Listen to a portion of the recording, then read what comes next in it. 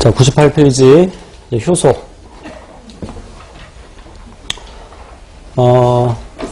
생체 내에서 일어나는 화학 반응을 통틀어서 물질 대소라고 하는데, 그래서 대표적인 거 광합성과 호흡 설명을 드렸었고, 포도당을 공기 중에서 태울 때는 온도를 400도씨 이상으로 높여야 되지만, 세포 역시 포도당을 쉽게 말하면 우리 몸에서 태운다고 표현할 수 있는데, 그 세포흡은 체온 범위면 아주 잘 일어나죠. 36.5도씨면 충분히 잘 일어납니다. 400도씨에 비하면 매우 낮은 온도인데도 불구하고 세포흡이 잘 일어날 수 있는 것은 효소가 관여하기 때문이라고 우리 앞에서 공부를 했었어요.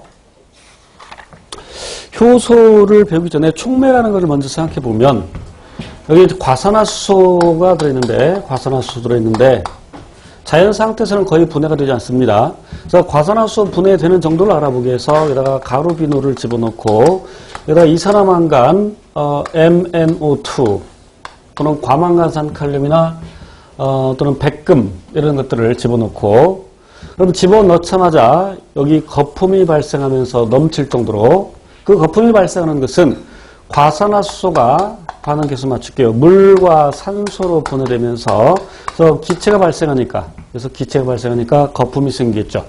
그 이산화망간을 넣어주기 전에 질량 측정, 그리고 반응이 어느 정도 끝난 다음에 이산화망간을 꺼내서 증류수로 세척한 다음에 질량을 측정해 보면 질량 변화 없습니다. 이와 같이 자기 자신은 변하지 않으면서 반응 속도를 변화시키는 물질을 촉매라고 합니다. 화학에서는 반응 속도를 빠르게 해주는 것을 정촉매라고 하고, 반응 속도를 느리게 해주는 것을 부촉매라고 하는데, 이제 이런 촉매 기능이 세포 내에서 일어날 때 이것을 다시 말하면 생체촉매. 그래서 이제 이 반응에 카탈레이스라는 효소가 관여해도 일어날 수 있는데, 그래서 그런 생체촉매를 우리는 효소라고 합니다. 효소는 되게 이제 정촉매로서 작용을 하죠. 효소의 주성분은 단백질인데, 단백질로 되어 있는 부분을 주요소라고 하고, 그리고 효소의 종류에 따라 다르지만 어떤 요소는 단백질로만으로도 충분한 기능을 할 수 있습니다. 예를 들면 소화효소가 그렇죠. 소화효소는 단백질로만으로도 충분히 작용합니다. 그런데 많은 효소들은 단백질이 아닌 다른 어떤 물질들을 필요로 하는데 그것을 보조인자라고 하고, 그 주요소와 보조인자를 합해서 전체 효소라는 뜻에서 전효소라고 합니다. 그런데 아까 소화효소의 경우에는 보조인자를 필요로 하지 않는다 그랬어. 그럼 보조인자를 필요로 하지 않는 경우에 보조인자가 있으면 반응 속도가 더욱더 빨라지느냐? 그렇지 않습니다. 그러니까 보조인자를 필요로 하지 않는 경우에는 보조인자 있으나 없으나 마찬가지. 그런데 보조인자를 필요로 하는 경우에는 반드시 있어야 됩니다. 필요니까.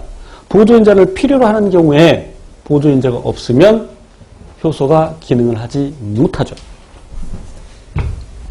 그래서 보조인자가 비타민이나 비타민 복합체인 경우에 조효소라고 하고, 그리고 금속이온인 경우도 있죠.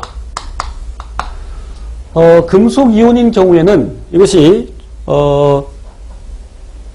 단백질에 붙어서 떨어지는 경우도 있고 안 떨어지는 경우도 있고, 그래서 떨어지지 않는 경우에 보결분자담, 물론 이제 금속이온과 유기물이 함께 결합한 상태에서 어떤 경우에는 그 주요소에 붙어서 떨어지지 않는 경우가 있는데 이것을 보결촉 또는 보결분자단이라고 합니다.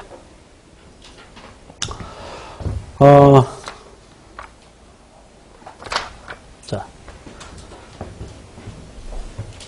이제 효소의 주성분이 단백질이라고 했는데, 그럼 아까 어쨌건 그 이따가 하도록 하고, 그럼 이 아까 이산화망간의 경우에 이 과산화수소를 분해시킬 때, 아까 이산화망간이 없을 때는 반응이 거의 잘 일어나지 못했는데 이산화망간이 있으니까 반응이 잘 일어났다. 왜 그러느냐? 바로 반응 속도를 증가시키는데 왜 그러느냐 이 말이죠.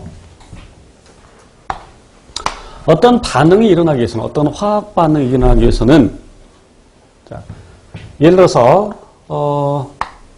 그것이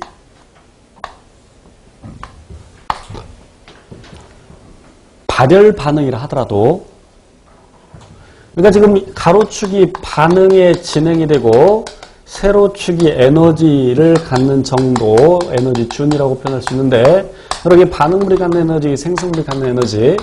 그럼 생성물이 에너지가 적다는 얘기는 에너지를 방출했다는 뜻이겠죠. 그러니까 발열 반응인데 비록 발열 반응이 하더라도 이렇게 바로 반응이라는 것은 없습니다. 만약 이런 반응이 일어난다면 이건 어떤 경우를 예를 들시냐면 성냥개비가 있는데 성냥개비 가만히 놔뒀더니 저절로 불 붙는 거. 그런 경우를 생각할 수 있는데 성냥개비 가만히 놔두면 저절로 불 붙어요? 안 붙어요? 안 붙죠. 마찰 열을 가하거나 아니면 돋보기로 태양의 에너지를 모아줘야 되죠. 그래서 이렇게 반응이 일어나지 않고 비록 발열 반응이라 하더라도 반응이 일어나려면 얼마간의 에너지를 갖고 있어야 됩니다. 그래서 그 반응에 필요한 에너지를 반응에 필요한 최소한의 에너지를 활성화 에너지라고 합니다. 활성화 에너지의 정의 반응에 필요한 최소의 에너지 물론 도구적으로 운동 에너지에 해당되는데 그것을 활성화 에너지라고 합니다. 예를 들어서 여기 돌덩이가 있어. 한 요만한 돌덩이 있다고 칩시다. 그럼 돌덩이를 언덕놈으로 올려야 돼.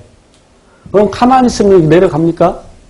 이걸 갖고 올라가야지. 올라간 다음에 이걸 여기서 굴러 떨어뜨리면 이렇게 내려오겠죠. 그럴 때 이거를 굳이 갖고 내려오지 않아도 돼. 그냥 여기서 떨어뜨리면 지가 알아서 떨어지겠지. 그래서 이렇게 이 녀석을 이 높은 곳까지 올리